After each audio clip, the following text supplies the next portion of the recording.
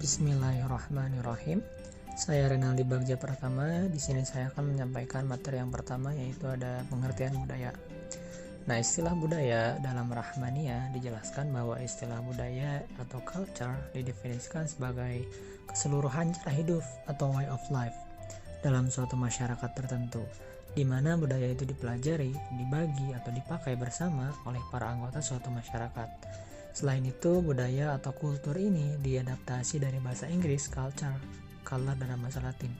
Secara harfiah, budaya diartikan sebagai pikiran, akal budi, atau sejumlah pola sikap, keyakinan, dan perasaan tertentu yang mendasari, mengarahkan, dan memberi arti pada tingkah laku seseorang dalam suatu masyarakat. Nah, jadi budaya adalah cara hidup, termasuk di dalamnya cara berpikir, bertindak, dan sebagainya dalam suatu komunitas tertentu, sehingga membedakan karakteristik suatu komunitas dengan yang lainnya. Materi selanjutnya ada proses budaya. Proses budaya ini merupakan tahapan terbentuknya suatu budaya. Proses ini meliputi sejumlah subproses yang menjalin dan saling terkait satu sama lain. Yang pertama ada kontak budaya, di mana adanya pertemuan antara satu budaya dengan budaya lainnya yang terjadi dalam suatu komunitas, yang pada umumnya terjadi karena faktor pertukaran, perdagangan, penjajahan, transmigrasi, teknologi komunikasi, globalisasi, dan lain sebagainya. Contohnya adanya tradisi membagi rezeki saat Hari Raya Idul Fitri atau Hari Raya sebagai perpaduan budaya Islam dan Tionghoa, di mana tradisi ini terjadi pada Hari Raya Idul Fitri yang merupakan pengaruh dari kebudayaan Islam, sementara pada adat Tionghoa juga mengenal pemberian angpau yang turut mempengaruhi kebiasaan tersebut. Yang kedua ada penggalian budaya, di mana proses menghadirkan kembali nilai-nilai yang hilang dari suatu komunitas karena nilai-nilai tersebut dianggap memberi banyak manfaat bagi komunitas tersebut. Misalnya nilai sosial budaya, agama, politik, atau nilai ekonomi. Contohnya baru-baru ini Pemkot Sukabumi yang berupaya melakukan penggalian unsur-unsur kebudayaan yang ada di kota Sukabumi seperti budaya Sunda, pencaksilat, dan lain sebagainya dalam rangka mengarahkan kota Sukabumi ke arah kota berperadaban. Yang ketiga, seleksi budaya, di mana mengevaluasi suatu budaya baik yang berasal dari dalam maupun dari luar komunitas tersebut melalui proses seleksi. Dalam proses seleksi ini, hanya budaya yang masih memberi manfaat saja yang akan tetap bertahan. Contohnya adanya seleksi budaya yang berdasarkan mekanisme kontrol sosial, di mana budaya yang sesuai yang diterima oleh masyarakat, misalnya dalam budaya berpakaian. Di Indonesia yang mayoritas Islam, berpakaiannya lebih menggunakan pakaian yang menutup aurat. Keempat, ada pembentukan budaya, di mana proses terbentuknya suatu budaya, di mana proses pembentukan tersebut tidak bisa dalam sekejap, tetapi berlangsung bertahun-tahun. Nah, proses pembentukan budaya ini diawali oleh para pendiri melalui tahapan yang sifatnya lisan, sampai pada upaya tertulis dan sistematis. Yang kelima, ada pemantapan budaya, yakni proses transformasi budaya kepada anggota suatu komunitas secara kontinu dan sistematis, di mana pada umumnya pemantapan budaya ini melalui beberapa tahapan.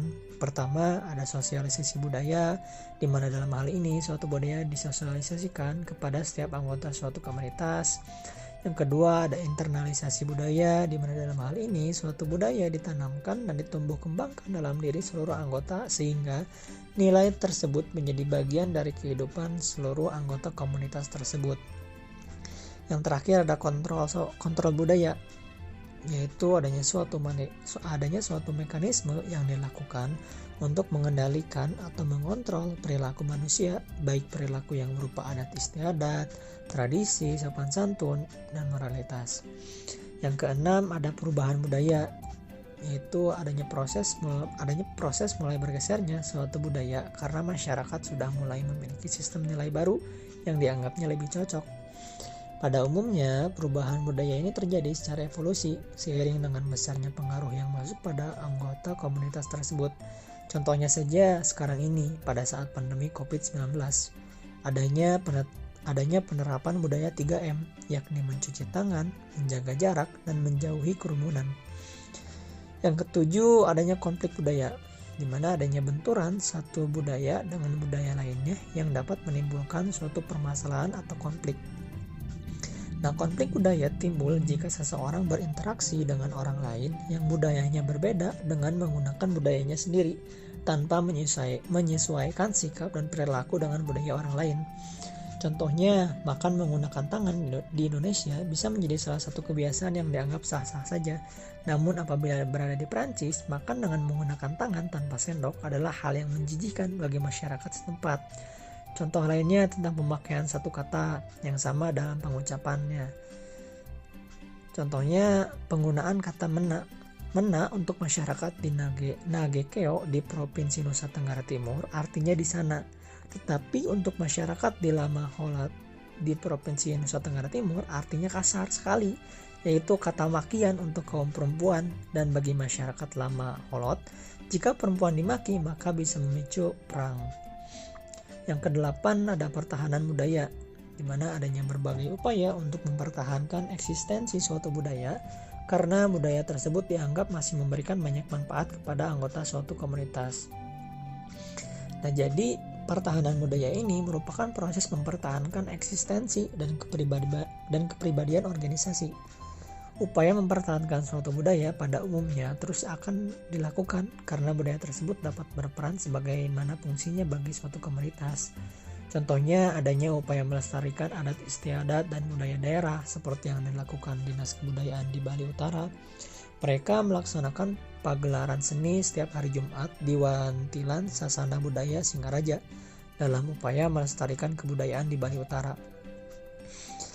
Yang kesembilan ada pewarisan budaya, di mana adanya proses mewariskan budaya dari generasi yang lalu kepada generasi kemudian, karena budaya tersebut mempunyai manfaat dalam kehidupan sosial, terutama sebagai pedoman hidup.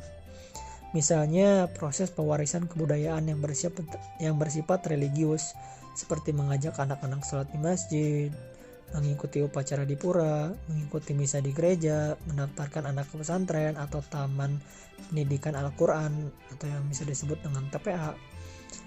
Yang ke-10 ada evaluasi budaya, di mana adanya proses mengevaluasi suatu budaya apakah masih tetap dapat dipertahankan atau sudah tidak relevan lagi untuk dipertahankan.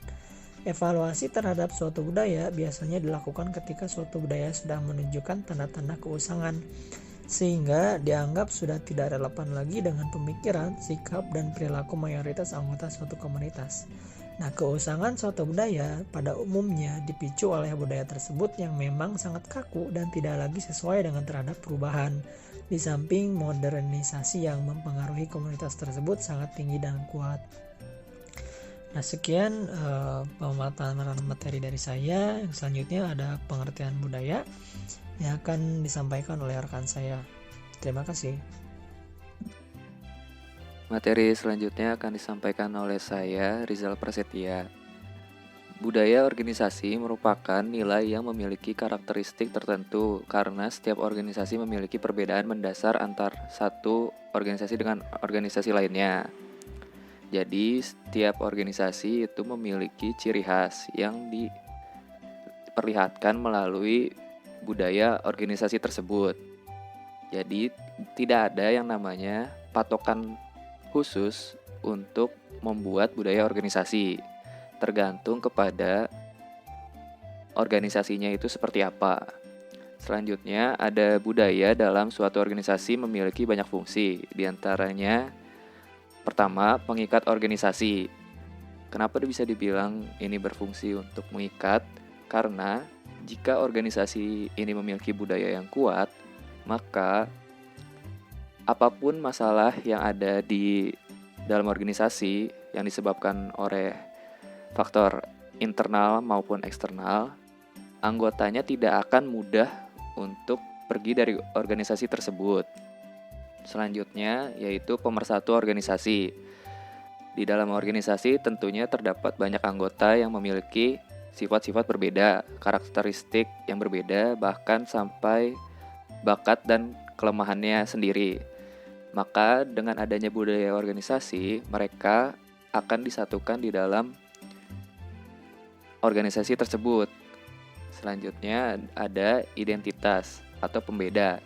Ini seperti pengertian yang telah saya sebutkan. Fungsi dari budaya organisasi yaitu mencerminkan organisasi itu sendiri. Misalkan organisasi yang bersifat akademis itu akan menonjolkan sisi akademisnya, seperti mereka akan banyak menghabiskan waktu untuk belajar, meneliti sesuatu, dan sebagainya. Selanjutnya, fungsinya ada motivator atau komitmen. Budaya organisasi yang kuat akan membangkitkan semangat anggota untuk bekerja lebih optimal, profesional, dan berdedikasi penuh. Misalnya ada organisasi yang menerapkan budaya memberi hadiah kepada anggotanya yang bekerja keras. Itu akan meningkatkan motivasi para anggotanya. Selanjutnya ada pedoman kepemimpinan. Budaya organisasi yang kuat akan menjadi pedoman bagi pemimpin pada setiap level dalam mengambil keputusan. Misalkan di level tertinggi yaitu manajer paling atas memiliki budaya yang disiplin, maka manajer menengah dan para anggotanya akan mengikuti cara berkepemimpinan yang disiplin tersebut. Selanjutnya ada nilai tambah organisasi atau value enhancer. Budaya organisasi yang kuat akan memberi kebanggaan dan nilai tambah bagi seluruh stakeholders. Misalkan ada organisasi yang selalu mengerjakan pekerjaannya secara efektif dan efisien, maka itu akan menjadi nilai tambah bagi organisasi tersebut. Selanjutnya ada memantapkan keyakinan anggota. Nah, budaya organisasi yang kuat akan menumbuhkan rasa memiliki. Jadi si anggotanya itu tidak hanya sekedar menjadi anggota, tetapi bisa saja dia merasakan menjadi keluarga dari organisasi tersebut. Selanjutnya ada tipologi budaya organisasi. Tipologi budaya organisasi dibagi menjadi dua tipe secara besar. Yang pertama budaya wirausaha dan budaya administratif. Tipe yang pertama yaitu budaya wirausaha dapat dilihat dari aktivitas anggota organisasi tersebut yang lebih fokus kepada hal-hal kreatif dan inovatif seperti organisasi atau perusahaan yang berjalan di bidang teknologi atau seperti marketplace. Selanjutnya ada tipe budaya administratif. Aktivitas anggotanya lebih ditunjukkan pada pekerjaan dan peluang-peluang yang sudah ada saja, jadi lebih statis seperti badan pemerintahan dan lain-lain. Selanjutnya tipologi budaya juga dibedakan menjadi 4 tipe. Yang pertama itu tipe akademik. Tipe akademik ini biasanya maju secara bertahap. Karir karyawan dikelola dengan cermat dan bertahap melalui tahap spesialis. Contohnya MNC, kan ada MNC Group. Nah, terus ada tipe klub atau club type, yaitu organisasi yang memberikan apresiasi tinggi untuk loyalitas, komitmen, senioritas, dan pengalaman. Contohnya organisasi pemerintahan. Semakin dia lama terjun di bidang pemerintahan, seperti misalkan dia udah berapa tahun menjabat, itu biasanya akan lebih mendapatkan hak khusus gitu. Selanjutnya ada tipe tim baseball. Organisasi berorientasi kewirausahaan, inovasi, kreativitas, dan kompetisi. Seperti organisasi swasta yang tadi saya bilang seperti perusahaan juga ada. Selanjutnya ada tipe benteng, yaitu organisasi yang menginginkan anggota memiliki tingkat kompetensi tinggi meskipun dengan jaminan kesejahteraan yang minimal. Ya seperti para anggota TNI atau tentara. Nah, ada juga analogi budaya organisasi. Sini saya akan sebutkan beberapa. Yang pertama ada contohnya itu perusahaan Bukalapak. Mereka memiliki budaya yang fleksibel dan mengandalkan kepercayaan, di mana fleksibilitas ini dalam hal kerja dan berpakaian. Jadi yang penting sopan dalam berpakaian. Jam kerja juga 24 jam itu ditentukan oleh kesepakatan bersama antar divisi. Jadi tidak ada patokan dari perusahaan tersebut. Yang penting mereka mengerjakan semuanya sampai jatuh tempo. Jadi tidak ada kata telat meskipun mereka fleksibel. Selanjutnya ada TNI atau polisi, mereka beda dari Bukalapak yang fleksibel. Mereka mengutamakan budaya yang tegas dan disiplin dalam menjalankan organisasinya, seperti mereka menggunakan seragam dan mereka mempunyai waktu-waktu masuk kerja. Dan selanjutnya ada perusahaan McDonald. Perusahaan ini kan berjalan di bidang fast food, di mana yang diutamakan itu adalah kenyamanan dari pelanggan. Makanya mereka selalu melakukan bagaimanapun caranya agar tempat mereka itu bersih dan nyaman. Sekian dari saya, terima kasih. Bismillahirrahmanirrahim. Di sini saya akan menjelaskan mengenai karakteristik budaya organisasi. Di dalam suatu budaya organisasi pastinya mempunyai sebuah karakteristik yang menunjukkan ciri-ciri, sifat-sifat, serta unsur-unsur atau elemen-elemen yang terdapat dalam suatu budaya organisasi. Nah, setiap organisasi akan menampakkan sifat dan cirinya berdasarkan karakteristik budaya organisasi yang dimilikinya. Nah, di dalam karakteristik budaya suatu organisasi, kita dapat melihatnya dari sebuah peraturannya, kebijakannya, serta strategi yang diterapkannya.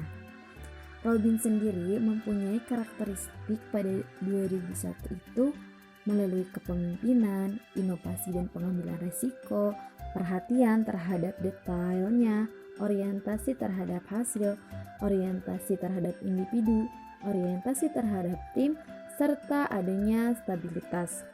Nah, sehingga dengan adanya perbedaan karakteristik yang berlangsung secara kontinu dari titik yang terendah kepada yang lebih tinggi menjadi sebuah gambaran yang cukup komprehensif untuk menilai organisasi lain dengan adanya karakteristik tersebut.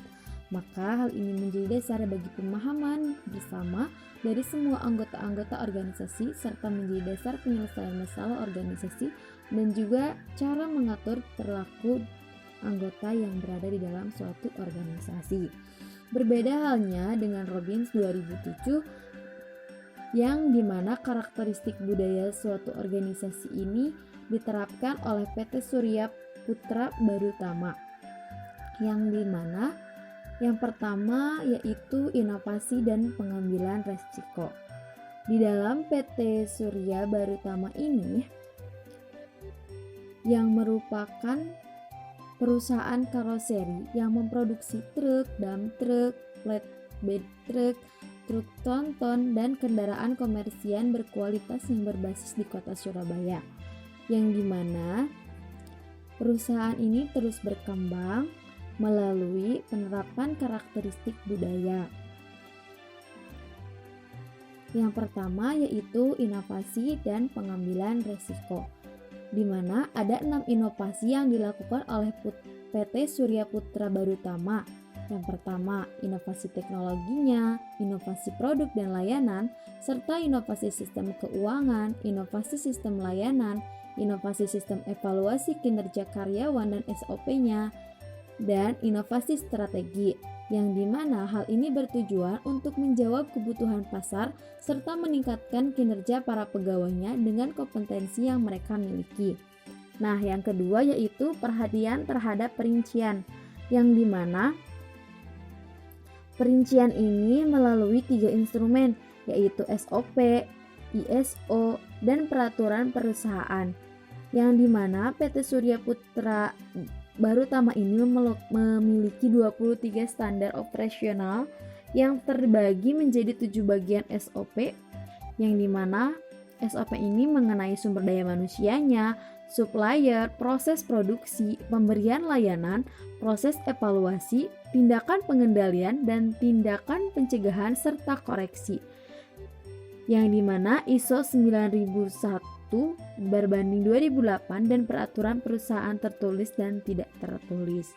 Yang kemudian adanya orientasi pada hasil yang telah dicapai. Hal ini dapat terlihat melalui pelaporan hasil kinerja bulanan dari para karyawan yang menentukan kebijakan pemberian insentif.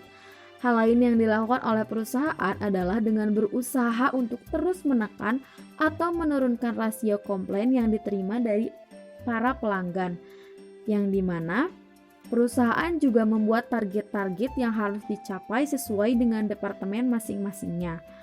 Yang selanjutnya yaitu orientasi pada sumber daya manusia, yang dimana sumber daya manusia ini juga merupakan hal yang sangat penting dalam perkembangan organisasinya, yang dimana perusahaan ini memberikan masa percobaan dan pelatihan untuk setiap karyawan barunya.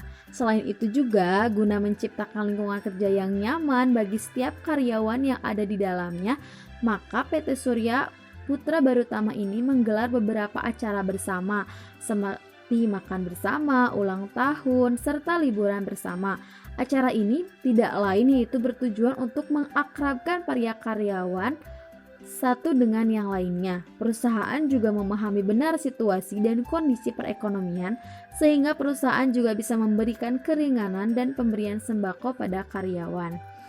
Yang selanjutnya yaitu orientasi pada tim, yang dimana perusahaan ini melihat bagaimana suatu tim mengerjakan tugasnya dengan kerjasama tim sesuai dengan apa yang diharapkan oleh perusahaan. Dan ada agresivitas, yang dimana karakter ini dilihat dari penggunaan hasil dari evaluasi kinerja karyawan yang digunakan oleh perusahaan untuk mendorong karyawannya agar lebih agresif untuk mendapatkan insentif lebih dari perusahaan, sehingga karyawan berlomba-lomba untuk lebih aktif, lebih agresif, dan lebih cekatan di dalam mengerjakan suatu pekerjaannya. Yang kemudian yang terakhir adanya stabilitas. Nah, karakter ini diwujudkan oleh perusahaan dengan meningkatkan kekuatan perusahaan dan memperbaiki kelemahan perusahaan dalam upaya menjaga kestabilan perusahaan.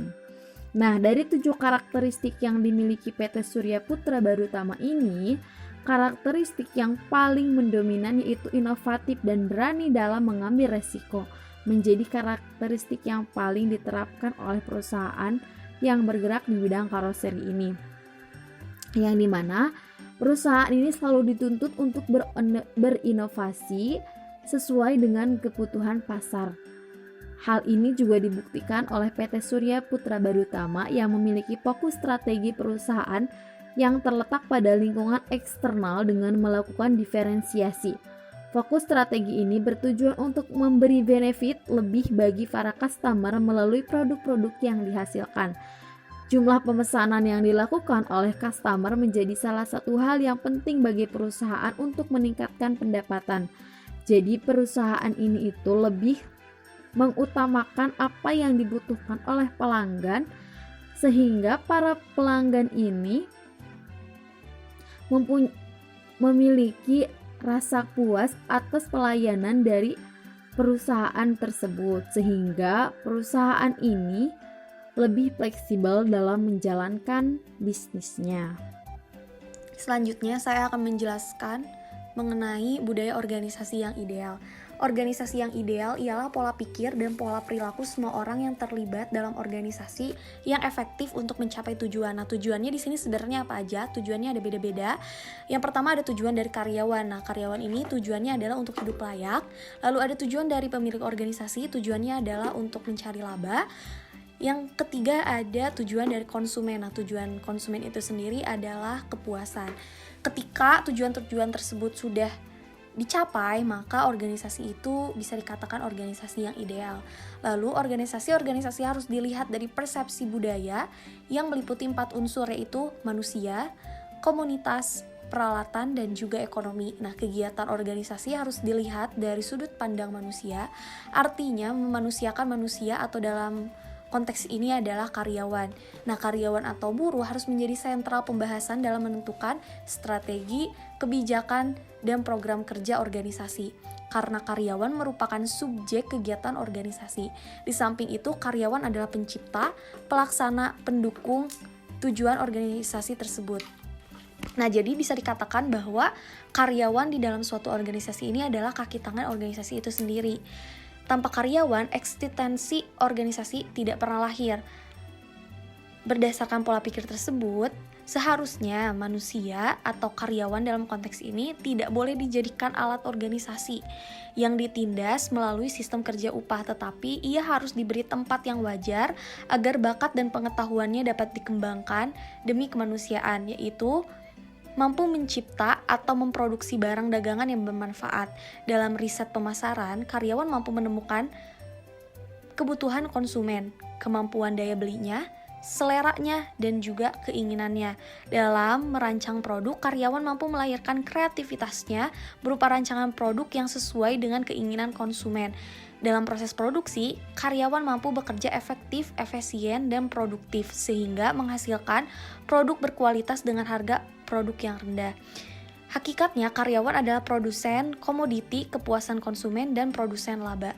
Organisasi yang bisa tumbuh dan berkembang menjadi besar jika 1. Karyawan diperlakukan sebagai manusia yang wajar, tidak diperlakukan sebagai kuli. Nah, di sini tadi sudah dijelaskan bahwa dalam organisasi seharusnya memanusiakan manusia, bukan memeras atau menekan karyawan dengan sistem kerja upahan. Lalu karyawan dikembangkan bakat dan pengetahuannya melalui pendidikan dan latihan. Setahu saya banyak juga perusahaan-perusahaan sekarang yang sudah menyediakan pelatihan-pelatihan bagi karyawannya. Nah, ini adalah salah satu bentuk untuk mengembangkan karyawan tersebut. Lalu yang ketiga ada karyawannya dipenuhi kebutuhan material dan non-material. Nah, dalam konteks ini material adalah kebutuhan seperti peralatan-peralatan yang dibutuhkan oleh karyawannya. Sedangkan kebutuhan non-material adalah seperti motivasi dari atasan dan lain-lain. Lalu selanjutnya, karyawan diberi kesempatan untuk memberi sumbangan pemikiran untuk kemajuan organisasi. Seperti yang dikatakan bahwa hakikatnya karyawan adalah produsen community, kepuasan konsumen, dan produsen laba. Maka sebaiknya karyawan ini diberikan kesempatan untuk memberikan sumbangan-sumbangan dari pemikirannya tersebut, karena itu pun bertujuan untuk memajukan organisasi itu sendiri. Nah, contoh dari perusahaan ideal yang kelompok kami cari dan akhirnya kami menemukan itu adalah salah satunya perusahaan Lion Air. Nah, perusahaan ini merupakan perusahaan maskapai penerbangan yang memiliki reputasi budaya organisasi yang cukup baik. Pendiri dari perusahaan ini adalah Kusnan dan Rusdi Kirana. Nah, Rusdi juga sering melakukan pertemuan informal dengan para karyawan untuk mendiskusikan ide-ide yang dapat meningkatkan pengembangan perusahaan. Nah, budaya transparansi ini sering dipuji dan menjadi inspirasi bagi karyawannya. Belajar dari perusahaan Lion Air ini, kita perlu memahami bahwa dengan memberikan kebebasan kepada karyawannya dalam berpendapat dapat memudahkan kultur positif terbentuk antara karyawan dan juga perusahaan. Selain itu, perusahaan maskapai penerbangan ini juga sering mengajak para karyawannya untuk mengikuti kelas pelatihan. Dengan begitu, para karyawan pun akan sadar bahwa mereka bertumbuh bersama dengan perusahaan itu sendiri. Nah, di sini kan tadi sudah disinggung ya bahwa di perusahaan Lion Air ini ada pelatihan gitu bagi karyawannya, dan tadi juga sudah dijelaskan bahwa satu poin yang ada yaitu di mana karyawan dikembangkan bakat dan pengetahuannya melalui pendidikan dan pelatihan, dan itu dilakukan oleh perusahaan Lion Air ini. Sekian presentasi dari saya. Terima kasih.